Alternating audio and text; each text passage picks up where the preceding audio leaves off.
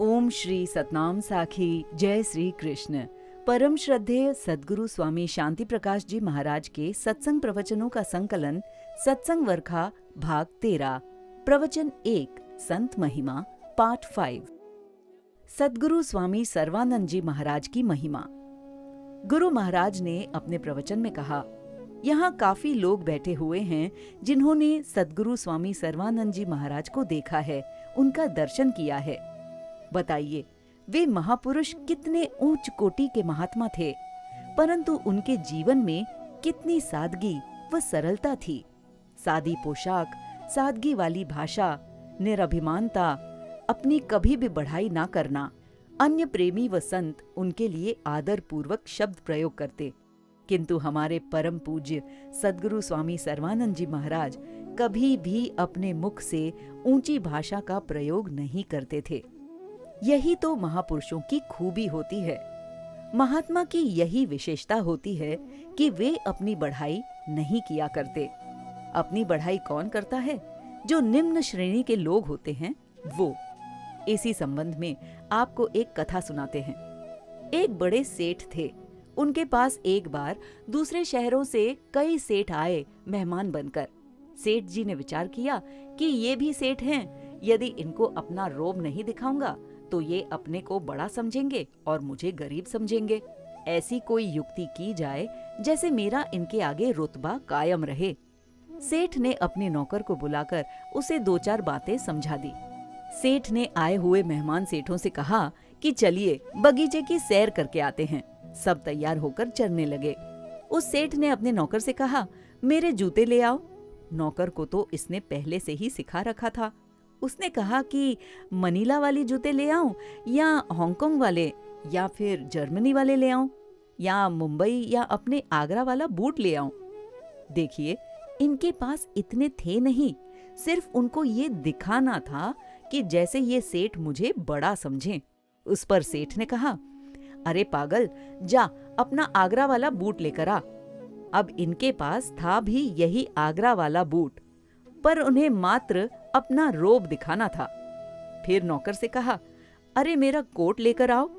तो नौकर ने भी सीखकर पढ़कर कहा, साईं कोट कौन सा लेकर आऊं? अमेरिका वाला, लंदन वाला, जर्मन वाला या फिर फ्रांस वाला? सेठ ने कहा, अरे यही अपने देश का ही लेकर आओ। कुछ समय बाद सेठ बोला, मेरा टोप लेकर आओ। तो नौकर ने कहा, सेठ साहब टोप कौन सा लेकर आऊं?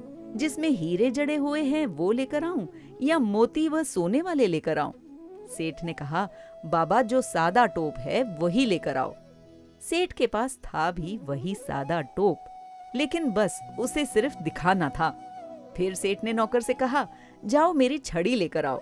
नौकर ने कहा, साईं कौन सी लेकर आऊं? कलकत्ते वाली, मद्रास वाली या मुंबई वाली? सेठ ने कहा, अरे वही जो रोज लेकर चलता हूँ। कुछ समय बाद सेठ लोगों ने देखा कि सामने एक शेर की खाल पड़ी हुई थी और समीप ही एक बंदूक रखी थी। ये देखकर उन्होंने पूछा, ये बंदूक और शेर की खाल किसकी है? सेठ ने कहा, ये बंदूक मेरे पिता की है। मेरे पिता ऐसे बहादुर थे। सेठ लोग कहने लगे, वाह भाई वाह, अच्छा तो हमें भी वो बंदूक दिखाओ जिससे इस शेर का शिकार किया था। सेठ ने कहा, हाँ हाँ क्यों नहीं। तो नौकर से उसने कहा, अरे भाई बाबा वाली बंदूक तो ले आओ। नौकर ने कहा, साईं आगरा वाले पिताजी, दिल्ली वाले पिताजी, कलकत्ते वाले पिताजी या मुंबई वाले पिताजी की ले आऊं? नौकर के ऐसा सवाल पूछने पर सेठ लोग विचार में पड़ गए। क्या इनके इतने बाप हैं? सेठ शर्मिंदा हो गया और चुप रह गया। गुरु महाराज ने अपने प्रवचन में कहा, जो इंसान व्यर्थ ही अपनी बढ़ाई करता है उसका हाल यही होता है। उसे आज नहीं तो कल दंड जरूर मिलता है। इसलिए कभी भी व्यर्थ अपनी बढ़ाई नहीं करनी चाहिए। सच्ची बढ़ाई करो हरि नाम की।